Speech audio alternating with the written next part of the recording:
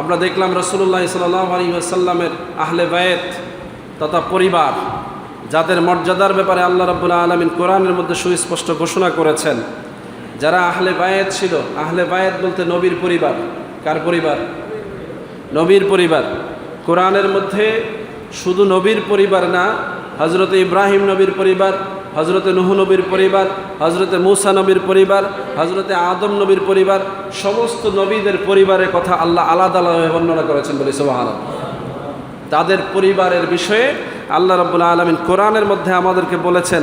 আর একইভাবে রাসূলুল্লাহ সাল্লাল্লাহু আলাইহি ওয়াসাল্লামের যে আহলে বায়ত, তার যে পরিবারের লোকজন, তাদের ব্যাপারে আল্লাহ রাব্বুল আলামিন কোরআনের মধ্যে বলেছেন এই কথা যে ক্বালু আতাজিবান্না মিন আমরিল্লাহি রাহমাতুল্লাহি ওয়া বারাকাতু আলাইকুম আহলাল বাইতি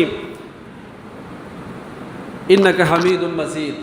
যে রাসূলুল্লাহ সাল্লাল্লাহু আলাইহি ওয়াসাল্লামকে কথা বলা হচ্ছে যে আপনি কি আল্লাহর কাজে বিস্ময়বোধ করছেন যে এই পরিবারের লোকেরা আপনাদের প্রতি যাদের উপরে রয়েছে আল্লাহর রহমত এবং বরকত।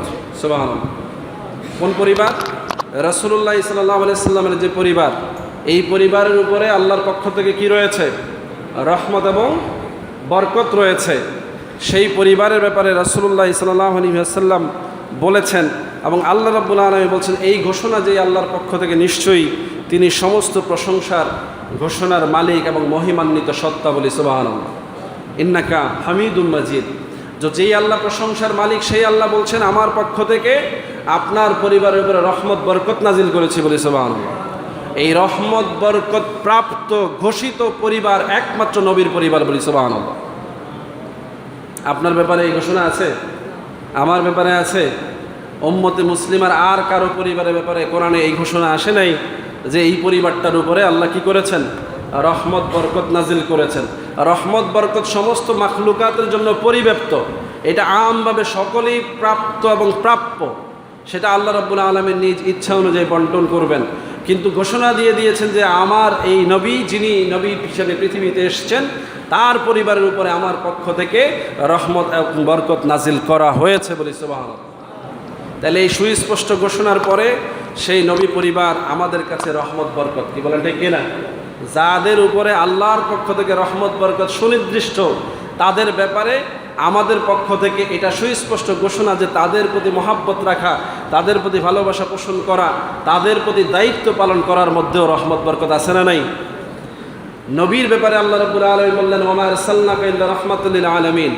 নবী, আপনাকে আমি সমস্ত আলমের রহমত হিসেবে প্রেরণ করেছি। সেই নবীর উপরে যখনই দরুদ পড়া হয়, সেই নবীর প্রতি যখনই ভালোবাসা পোষণ করা হয়, সেই নবীর সুন্নতগুলোকে যখন আমল করা হয়, বরকত হয় না? হয় না? রহমত পাওয়া যায় কি যায় না? তাহলে সেই নবীর পরিবারের উপরেও আল্লাহর পক্ষ থেকে রহমত বরকতের ঘোষণা, সিদ্ধান্ত রয়েছে। এজন্য সমস্ত দুরুদের মধ্যে যত দুরুদ আপনি নবীর উপরে পড়েন, সমস্ত দুরুদের সাথে সাথে নবীর পরিবারের উপরও দুরুদ পড়া হয় বলি। সুবহানাল্লাহ। আল্লাহুম্মা সাল্লি আলা মুহাম্মদ ওয়া আলা আলে মুহাম্মদ। এই আলে মুহাম্মদ মানে হচ্ছে নবীর পরিবার। পড়েন কিনা? নামাজের মধ্যেও আপনাকে পড়তে হয় আল্লাহুম্মা সাল্লি আলা মুহাম্মদ ওয়া আলা আলে মুহাম্মদ কামা সাল্লাইতা আলা ইব্রাহিম। পড়া হয় কিনা? তাহলে নবী এবং নবীর আহাল পরিবার, আহলে বায়ত, এদের উপরে রহমত বরকত থাকার কারণে নবীর উপরে যেমনিভাবে দুরুদ পড়া হয়, ঠিক একইভাবে নবীর আহলে বায়তদের উপরে দুরুদ পড়া হয় বলি। সুবহানাল্লাহ। সেই আহলে বায়তদেরকে কারবালার ময়দানে হত্যা করা হয়েছে, শহীদ করে দেওয়া হয়েছে, নিদারুণভাবে নবীর বংশকে নিশ্চিহ্ন করে দেওয়ার অপচেষ্টা করা হয়েছে। এই ঘটনাকে যারা আড়াল করতে চায়, এই ঘটনাকে যারা উম্মতের জন্য গুরুত্বপূর্ণ ঘটনা মনে করে না, তারা কখনোই নবী প্রেমিক হতে পারে। কথা বুঝতেছেন? আমার দিকে তাকান, আমার দিকে তাকান। আহলে বায়তের কথা হচ্ছে। কার কথা? আপনার সমস্ত মনোযোগের জায়গাটা এইদিকে থাকা দরকার, কি বলেন ঠিক কিনা? কারবালার কথা বলা হচ্ছে। কোন কারবালা? যেই কারবালার ময়দানে আপনি চিন্তা করে দেখেন, আপনার একটা সন্তান যদি কোথাও অ্যাক্সিডেন্টে মারা যায়, আপনি পাগল হয়ে যান। কেউ আপনাকে অন্যদিকে মনোযোগ ফিরাইতে চাইলে আপনি নজর ফিরাইতে পারেন না, বরং পাগল হয়ে আরও তার প্রতি খারাপ আচরণ করতেও দ্বিধা করবেন না।